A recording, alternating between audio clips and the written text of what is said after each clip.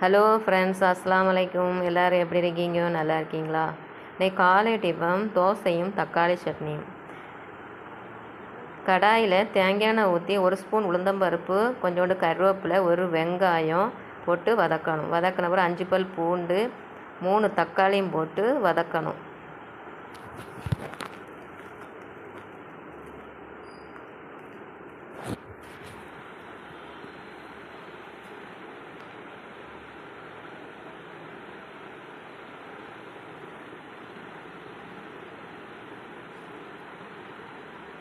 தேவையான அளவு உப்பும் போட்டு வதக்கணும்.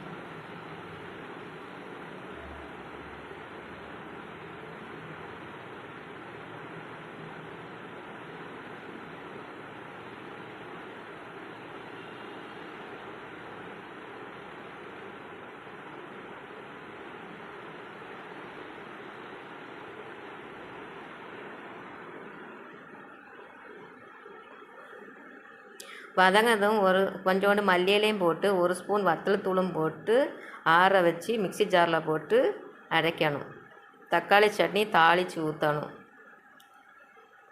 தோசையும் தக்காளி சட்னியும் ரெடி. நீங்களும் ட்ரை பண்ணி பார்த்துட்டு எப்படி கமெண்ட்டில் சொல்லுங்கள். சப்ஸ்கிரைப் பண்ணுங்கள், சப்போர்ட் பண்ணுங்கள்.